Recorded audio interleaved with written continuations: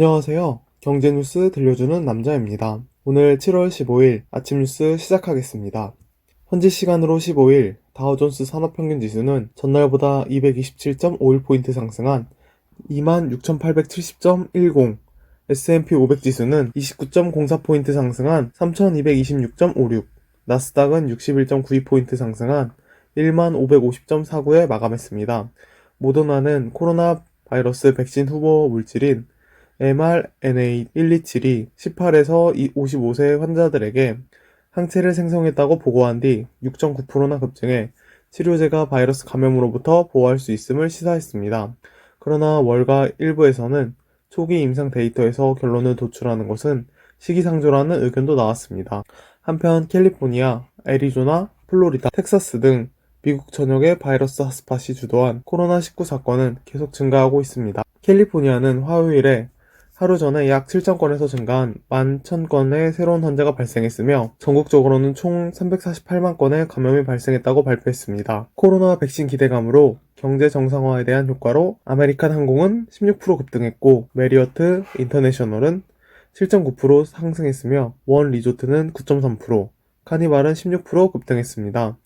한편 골드만삭스가 분기별 실적 발표 이후 상승세를 보이면서 금융업종도 사상 최고치에서 회복했습니다. 골드만삭스는 무역 부문 실적 호조에 힘입어 2분기 실적 전망치인 3.90달러를 상회한 3.3% 상승했습니다. PNC 금융서비스 그룹도 예상치 못한 하락세로 휘청거렸음에도 2.8% 상승했습니다. 또한 비욘드 미트는 식물성 식품회사가 브라질 진출을 발표한 이후 3% 상승했습니다. 오펙이 8월 이후 하루 210만 배럴의 감산을 단행할 것이라는 소식과 미국의 원유 비축량이 감소했다는 소식에 WTI는 91센트 오른 배럴당 41.20달러, 브렌트는 75센트 상승한 43.65달러의 거래를 마쳤습니다. 금은 온스당 0.02% 오른 1813.80의 거래를 마쳤습니다.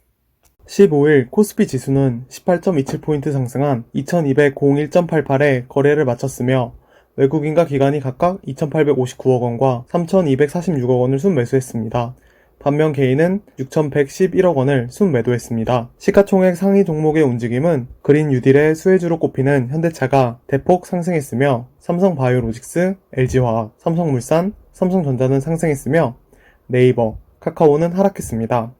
코스닥 지수는 2.90포인트 상승한 781.29에 마감했습니다. 시총 상위 종목 중 KMW, HLB, 알테오젠이 상승했고 미국 제약회사 모더나 코로나19 개발 기대감으로 인해 진단키트 대표주인 시젠은 하락했습니다. 업종별로는 자동차, 통신장비, 전자제품, 전자장비와 기기, 전기, 장비 등이 상승했습니다. 서울 외환시장에서 달러온 환율은 전일 대비 5.2원 내린 1200.5원으로 마감했습니다. 이에 노동길 NH투자증권연구원은 이날 국내 주식시장 모더나19 임상실험 결과에 집중했으며 외국인이 3거래 연속 순매수에 나선 점이 특징이라며 대형주 중에서 수익률이 낮았던 반도체, 운수장비 등 시가총액 상위주 비중 확대는 앞으로도 유효한 전략이라고 의견을 밝혔습니다. 코로나로 인해서 최근 경기가 많이 침체되고 있습니다. 그에 따라서 실업률이 증가하고 있는데 가장 심각한 것은 청년 실업이 심화되고 있습니다. 통계청이 15일날 발표한 2020년 6월 고용 동향에 따르면 20대 고용률은 55.4%를 기록했습니다. 전년 동월 대비 2.5포인트 하락해 1982년 통계 작성 이후 가장 낮았습니다. 20대 내에서는 주로 아르바이트 등 단기 일자리를 구하는 25세 미만보다 정규 구직 활동을 하는 25에서 29세 구간의 고용률 하락폭이 컸습니다. 양질의 일자리가 더 빠른 속도로 감소하고 있음을 유추할 수 있는 통계입니다. 하지만 60대 이상은 큰 폭으로 늘었습니다. 단기 공공 일자리가 10만 개 공급된 결과로 60대 이상 취업자 수는 전년 동월 대비 33만 8천 명 늘었습니다. 60대 미만 취업자 수는 69만 1000명이 줄었습니다. 전체 취업자 수는 전년 동월 대비 35만 2천명이 감소해 2705만 5천명을 기록했습니다. OECD 비교 기준인 15에서 64세 취업자 수는 56만 6천명이 줄었습니다. 산업별로는 제조업 취업자 수가 6만 5천명이 줄었고 숙박 및 음식점업, 도매 및 소매업, 교육서비스업 등도 취업자가 줄었습니다. 반면 농림업과 보건업, 운수 및 창고업 등에서는 취업자가 늘었습니다. 경제활동기구는 26만 2천명 감소한 2828만 3천명이었고 비경제활동인구는 54만 2천명이 증가한 1649만 2천명이었습니다. 경제활동인구 감소와 비경제활동 인구 증가가 4개월 연속 이어졌습니다. 현재 경기는 불황인데 이상하게 부동산과 주식시장은 연일 상승을 이어가고 있습니다. 그동안 각국에서 경제를 살리기 위해서 찍어낸 돈들이 부동산과 주식시장에 들어가 시장의 유동성이 확대되고 있습니다. 15일 한국은행은 5월 광의통화가 35.4조 원 증가하며 역대 최대폭을 경신했다고 밝혔습니다. M2는 시중에 돈이 얼마나 풀렸는지를 의미하는 지표로 현금과 결제성 예금, 저축성 예금, 2년 미만의 정기 예적금과 금융채 등을 포괄합니다. 코로나19 사태가 장기화되며 생존과 미래 불확실성을 대비해 가계와 기업이 모두 현금성 자산 확보 및 대출 확대에 나선 것으로 분석됩니다. 정부와 금융당국이 각종 대출 정책을 편 것도 통화량 증가의 요인입니다. 관계자는 5월 M2 증가는 기업 대출 증가에 영향이 컸다고 설명했습니다. 낮은 기준금리 또한 유동성 증가에 기여했습니다. 지난 3월 한국은행은 기준금리 1.25%에서 0.75%까지 5월에는 기준금리를 역대 최저 수준인 0.5%로 재차 낮췄습니다. 넘치는 유동성은 주식과 부동산으로 유입되는 것으로 보입니다. 지난달 31조 원의 자금이 SK바이오팜에 몰렸고 잇따른 부동산 대책에도 집값이 잡히지 않자 정부는 7월 10일 대책을 추가로 내놨습니다. 이처럼 금융 불균형이 커지고 있어 정부와 하느니 어떤 방식으로 유동성 조절에 나설지 관심이 집중되고 있습니다. 현지 시간으로 오늘 13일 뉴욕 상품거래소에서 8월물 금 가격은 전 거래일보다 12.20 상승한 1814.10달러에 마감했으며 우리나라 금시장에서는 1kg짜리 금 현물이 1g당 가격은 전일 대비 0.07% 상승한 69,950원에 거래 중입니다. 김소연 대신증권연구원은 미중 무역 분쟁 등 정치 불확실성으로 투자자들과 세계 중앙은행들은 금 매입을 시작했고 연준의 통화정책 전환은 미국 경제에 대한 불확실성으로 안전자산 수요가 늘어났기 때문이라고 설명했습니다. 또한 은선물은 이달 들어 1트로이 온스당 19달러를 넘은 후 2016년 이래 최고 가격으로 오가고 있습니다. 한국 시간 기준으로 코맥스에서 9월 인도분은 코맥스에서 은선물은 장중 19.69달러에 거래됐습니다. 글로벌 시장 원자재 전문가들은 당분간 은가격이 오를 것이라 보고 있습니다.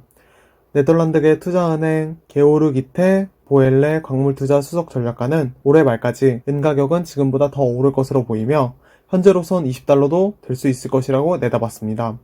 일각에서는 올해 25달러도 가능하다는 전망이 나오고 있습니다.